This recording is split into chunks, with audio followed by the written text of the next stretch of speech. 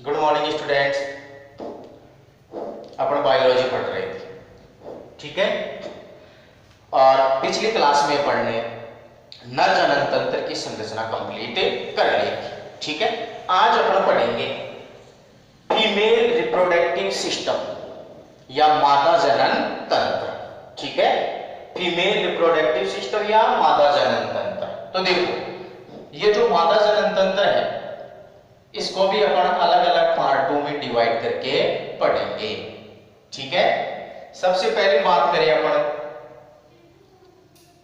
प्राथमिक जनन अंग। प्राथमिक जनन अंग, तो मादा के अंदर प्राथमिक जनन अंग क्या होंगे? अंडाशय, ठीक है। और अंडाशय एक जोड़ी पाए जाते हैं। तो मादा में प्राथमिक जनन अंग इसके अंतर्गत क्या आते हैं?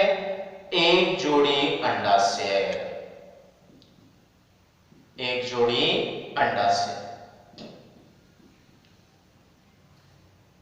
इस अंडाशय में किसका निर्माण होगा? अंडा। अंडाशय में किसका निर्माण होता है? अंडाणु। और अंडाणु क्या है? अंडाणु मादा युग्मक है, ठीक है। जैसे नर में शुक्राणु नर युग्मक होता है, वैसे ही मादा में अंडाणु मादा युग्मक होता है। शुक्राणु का निर्माण कहाँ हो रहा था? वृषण में। और अंडाणु का निर्माण कहाँ होगा? अंडाशय में। क्लियर बात? दूसरा है सहायक जनन अंग। सहायक जनन अंग। सहायक जनन अंगों में अपन क्या क्या देखेंगे? तो एक तो पढ़ेंगे अपन फैलोपियन नलिका। फैलोपियन नलिका, ठीक है।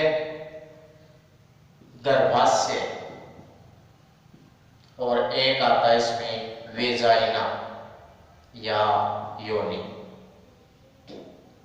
ठीक है। तो सहायक जनन अंगों में क्या क्या आएंगे? फैलोपियन नलिका, गर्भाशय और वेजाइना या योनि। इसके बाद सहायक जनन ग्रंथियां। तीसरा पार्ट क्या आएगा?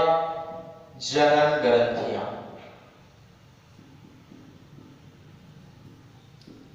और जनन ग्रंथियों में कौन सी ग्रंथि आती है?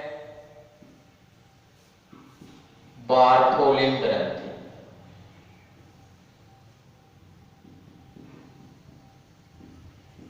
ठीक है।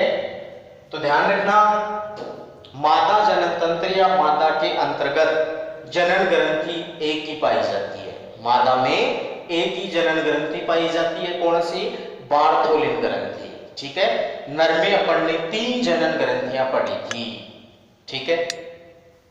और चौथी आते हैं बाह्य जननांग।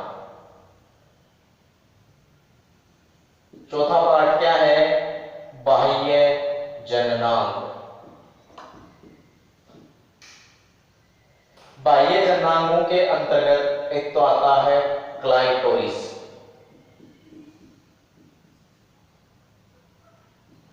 एक आता है लघु बगोष्ठ, वृद्ध बगोष्ठ, वृद्ध बगोष्ठ, एक आता है लघु बगोष्ठ,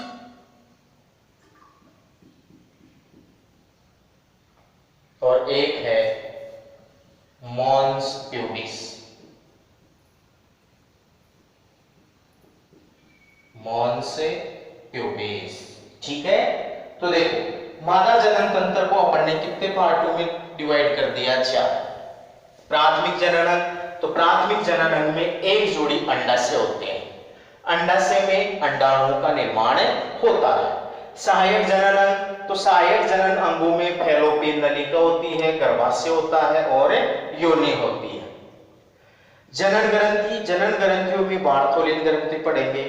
और बाह्य जननांग में 4 चीजें ध्यान रखना: मॉन्स प्यूबिस, क्लाइटोरिस, वृद्ध बगोष्ठ और लघु बगोष्ठ, ठीक है। ये हो गया मादा जनन तंत्र। तो मादा जनन तंत्र का अपन ने एक शॉर्ट चार्ट यहां पर बनाया। अब देखो ये आपके सामने जो डायग्राम है ये है मादा जनन तंत्र का, ठीक है, मादा जनन तंत्र है। अब देखो जो अपन ने यहां पर चार्ट में अधिकांश संरचनाएं देखी हैं उनमें से अधिकांश संरचनाएं इस डायग्राम में देखेंगे अपन, ठीक है। तो देखो ये जो भाग है ये भाग क्या कहलाता है, गर्भाशय, ठीक है। मादा का ये भाग क्या है, गर्भाशय, ठीक है। तो यहां पर अपन ने गर्भाशय देखा। गर्भाशय के देखो 3 भाग होते हैं। गर्भाशय के कितने भाग होंगे, 3। एक तो होता है फंडस, ये भाग तो क्या है, फंडस। ये जो मुख्य भाग होता है गर्भाशय का इसको बोलते हैं काय, मुख्य भाग या काय। और जो इसका अंतिम संकुचित भाग होता है इसको बोलते हैं गिर्वानाल या सर्वाइक्स, ठीक है। तो गर्भाशय के कितने भाग हो गए, 3, फंडस, काय और गिर्वानाल या सर्वाइक्स।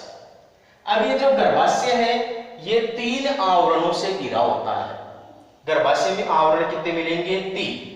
कौन कौन से, सबसे बाहरी आवरण को क्या बोलेंगे, पेरीमेट्रियम, मध्य आवरण को मायोमेट्रियम, और जो आंतरिक आवरण होता है उसको क्या बोलते हैं, एंडोमेट्रियम, ठीक है। तो गर्भाशय में आवरण कितने हो गए, 3, पेरीमेट्रियम, मायोमेट्रियम और एंडोमेट्रियम, ठीक है। ये तो बात किसकी हो गई, गर्भाशय की। अपन ने देखो सबसे पहले बात करें प्राथमिक जनन। तो प्राथमिक जनन के रूप में मादा में क्या पाए जाते हैं, एक जोड़ी अंडाशय। इन अंडाशय में किसका निर्माण होगा, अंडाणु का निर्माण होता है। तो एक अंडाशय यह है, एक अंडाशय यह है, ठीक है। अब देखो अंडाशय की विस्तृत संरचना पढ़ेंगे एक बार इसको देख लो डायग्राम को। ये जो नलिका रूपी संरचना है, इस नलिका रूपी संरचना को क्या बोलते हैं अपन, फैलोपियन ट्यूब। क्या बोलेंगे, फैलोपियन ट्यूब, या हिंदी में इसको बोलते हैं अंडवाहिनी। अंडवाहिनी। तो अंडाशय एक जोड़ी होते हैं तो अंडवाहिनी भी कितनी होगी, एक जोड़ी, ठीक है। अब ये जो फैलोपियन ट्यूब है ये एक नलिका नुमा संरचना है और इसकी लंबाई 10 से 12 सेंटीमीटर होती है, ठीक है। अब जो फैलोपियन ट्यूब है इसके 3 भाग होते हैं। कितने भाग होंगे, 3 भाग, ठीक है। दिख रहे हैं आपको, ये है इस्टमस, क्या बोलते हैं इसको, इस्टमस। ये है एम्पुला। फैलोपियन ट्यूब का कौन सा भाग है, ये एम्पुला। जो मध्य भाग होता है थोड़ा चौड़ा होता है ये क्या कहलाता है, एम्पुला। और जो अंतिम भाग होता है इसको क्या बोलते हैं, इनफंडीबुलम। इनफंडीबुलम, ठीक है। अब देखो ये इनफंडीबुलम भाग है, इस पर एक परवर्त अंगुली के पर्वतनुमा संरचना पाई जाती है। इस पर्वतनुमा संरचना को क्या बोलते हैं, फिम्बरी। क्या बोलेंगे, फिम्बरी। और इस फिम्बरी को हिंदी में क्या कहते हैं, झलरी, ठीक है। तो ये झलरी नुमा संरचना पाई जाती है। अब अंडाणु कहां बनेंगे, अंडाशय में। तो जैसे ही अंडोत्सर्ग होता है, अंडोत्सर्ग का मतलब इस अंडाशय से प्रति माह एक अंडाणु मुक्त होता है। तो उस अंडाणु को ये झलरी क्या करती है, फैलोपियन ट्यूब में ले जाने का काम करती है।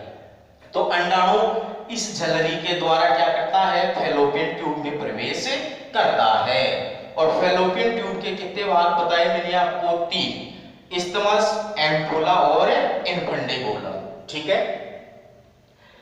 तो ये किसकी बात हो गई, नर जनन मादा जनन तंत्र की। अब देखो ये जो सारी संरचनाएं हैं इनको अपन एक एक को डिटेल से पढ़ेंगे।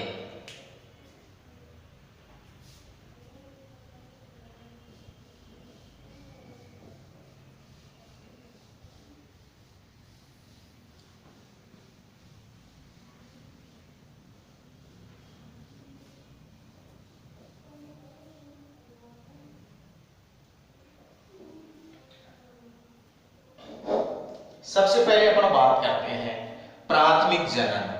और प्राथमिक जनन क्या होते हैं, अंडाशय।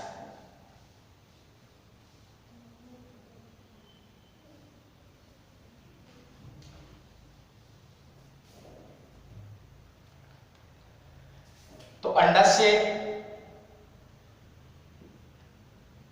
संख्या में कितने होते हैं? एक जोड़ी, यानी मादा में एक जोड़ी अंडाशय पाए जाते हैं। सबसे पहले ध्यान रखना, जो अंडाशय है इनकी उत्पत्ति किससे होगी? अब याद करो, नरमी प्राथमिक जनन वर्षण की उत्पत्ति किससे हो रही थी? मीजोडर्म से। तो अंडाशय की उत्पत्ति भी किससे होती है? मीजोडर्म से। तो पहली बात ध्यान रखना, उत्पत्ति किससे होगी? मीजोडर्म से। ठीक है। दूसरी बात, अपन ने देखा था वर्षण कहां स्थित होते हैं? तो वर्षण कोश में पाए जाते हैं, यानी उदर गुहा से बाहर वर्षण कोश में स्थित होते हैं। हाँ, भ्रूणीय अवस्था में वर्षण कहां मिलते हैं? उदर गुहा के अंदर। लेकिन जन्म से पहले उदर गुहा से वर्षण स्क्रोटम या वर्षण कोश में आ जाते हैं। लेकिन जो अंडाशय है, अंडाशय निर्मित भी कहां होते हैं? उदरीय गुहा में।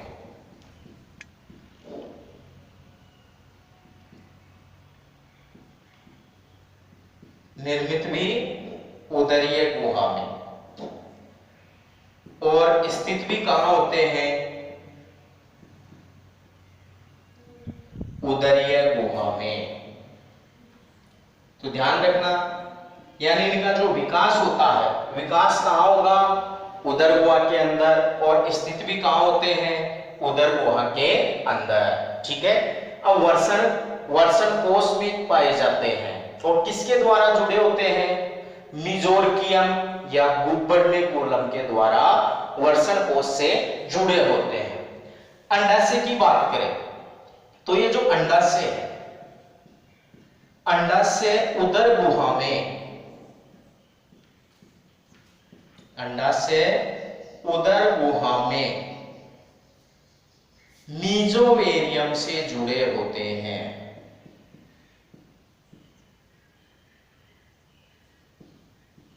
किससे जुड़े होते हैं? मीजोवेरियम से जुड़े होते हैं। यानी अंडाशय है उदर गुहा की भित्ति से किसके द्वारा जुड़े होते हैं? मीजोवेरियम। ध्यान रखना, वर्षण किससे जुड़े होते हैं? गुब्बर्निकुलम से, और ये मीजोवेरियम नामक संरचना से उदरीय गुहा से जुड़े होते हैं। क्लियर बात? अब देखो, मान लो ये क्या है? एक अंडाशय। ठीक है। अब इस अंडाशय का जो मैट्रिक्स भाग है, मैट्रिक्स मतलब इसके अंदर का जो संपूर्ण भाग है, वो भाग क्या कहलाता है? स्ट्रोमा। तो स्ट्रोमा क्या है? अंडाशय की मैट्रिक्स। अंडाशय की मैट्रिक्स को क्या बोलते हैं? स्ट्रोमा। क्लियर बात? अब ये जो अंडाशय की मैट्रिक्स या स्ट्रोमा भाग है, ये दो भागों में बटा होता है। ठीक है। स्ट्रोमा कितने भागों में बटा होता है? दो भागों में। एक तो होता है कॉर्टेक्स, ठीक है, और दूसरा होता है मेडुला। तो अंडाशय का आंतरिक भाग या अंडाशय की जो मैट्रिक्स है उसको क्या बोलेंगे अपन? स्ट्रोमा। स्ट्रोमा कितने भागों में बटा होता है? दो भागों में। ठीक है, कॉर्टेक्स और मेडुला। अब ये कॉर्टेक्स तो क्या है, मेडुला क्या है? देखो, तो अंडाशय का जो परिधीय भाग होता है, कौन सा भाग है? परिधीय भाग। परिधीय भाग क्या कहलाता है? कॉर्टेक्स। ठीक है, अंडाशय के परिधीय भाग को क्या बोलेंगे? कॉर्टेक्स। ये जो परिधीय भाग है इसको क्या बोलते हैं अपने? कॉर्टेक्स। और जो इसका मध्य भाग होता है ये क्या कहलाता है? मेडुला। तो अंडाशय का मध्य भाग क्या कहलाएगा? मेडुला। क्लियर बात? स्ट्रोमा के कितने भाग हो गए? दो, कॉर्टेक्स और मेडुला। कॉर्टेक्स भाग इसको बोलेंगे परिधीय भाग को, और मेडुला किसको बोलते हैं? मध्य भाग को। ठीक है, अब ये जो कॉर्टेक्स भाग है या परिधीय भाग होता है, इस परिधीय भाग में मुख्य रूप से क्या पाई जाती है? ओगोनिया। परिधीय भाग में क्या मिलेगी? ओगोनिया, या अपन बोल सकते हैं पुट्टक कोशिकाएं। तो ध्यान रखना, अंडाशय की कॉर्टेक्स भाग में क्या पाई जाती है? पुट्टक कोशिकाएं या ओगोनिया। ठीक है, मध्य भाग है, इस मध्य भाग या मेडुला में क्या पाए जाते हैं? तो इसमें ध्यान रखना, रुधिर वाहिनियां, रुधिर वाहिनियां और तंत्रिकाएं पाई जाती हैं। तो रुधिर वाहिनियां और तंत्रिकाएं तो कहां मिलेगी? मेडुला भाग में। और पुट्टक कोशिकाएं या ओगोनिया कहां पाए जाते हैं? तो ध्यान रखना, ओगोनिया या पुट्टक कहां मिलेंगे आपको? कॉर्टेक्स या परिधीय भाग में। क्लियर बात? दोबारा से देख लेना, जो अंडाशय है, अंडाशय की आंतरिक जो अंदर का भाग है या इसकी जो मैट्रिक्स है, इस संपूर्ण मैट्रिक्स को क्या बोलते हैं अपन? स्ट्रोमा। ये जो स्ट्रोमा होता है ये दो पार्टों में बटा होता है। दो पार्ट कौन कौन से? कॉर्टेक्स और मेडुला। कॉर्टेक्स क्या है? परिधीय भाग है। मेडुला क्या है? मध्य भाग है। तो कॉर्टेक्स या परिधीय भाग में तो पुट्टक कोशिकाएं पाई जाती हैं। इस भाग में क्या मिलेगी आपको? पुट्टक कोशिकाएं। ठीक है, और जो मध्य भाग होता है, इस मध्य भाग में क्या पाई जाती है? रुधिर वाहिनियां और तंत्रिकाएं पाई जाती हैं। ठीक है, अब देखो ये ओगोनिया क्या है, पुट्टक कोशिकाएं क्या है, ये अपन जब अंड जनन की प्रक्रिया पढ़ेंगे वहां पर इनको डिटेल से पढ़ेंगे। लेकिन देखो अंडाशय है, अंडाशय में क्या पाई जाती है? मादा जनन कोशिकाएं।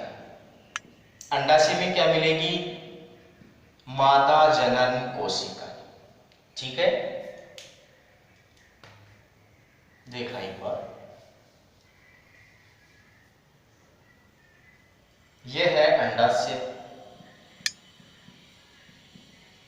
इस अंडाशय में क्या मिलेगी?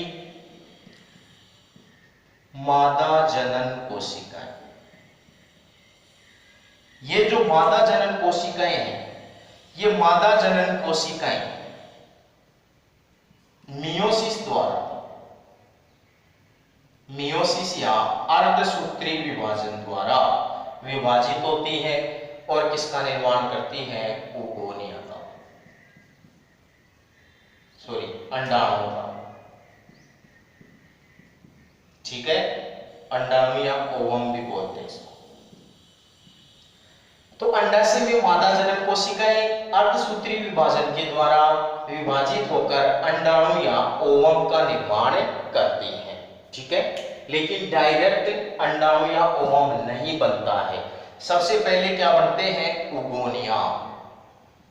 सबसे पहले क्या बनते हैं? ओगोनिया बनते हैं। ठीक है, ओगोनिया से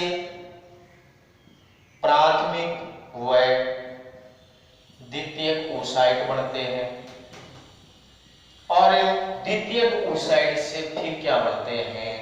ओवम या अंडाणु। ठीक है, तो ये जो प्रक्रिया है इसको अपन डिटेल से कहां पढ़ेंगे? अंड जनन में। मैं आपको समझाने के लिए बता रहा हूं। तो अंडाशय में किसका निर्माण होता है? अंडाणु का। तो अंडाणु होते हैं डायरेक्ट नहीं बढ़ते हैं। मादा जनन कोशिकाओं से सबसे पहले क्या बनते हैं? ओगोनिया। क्या बनेंगे?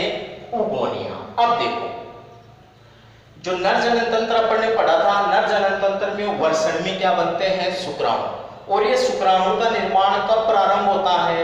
तो ध्यान रखना, शुक्राणु का निर्माण प्यूबर्टी आने के बाद होता है।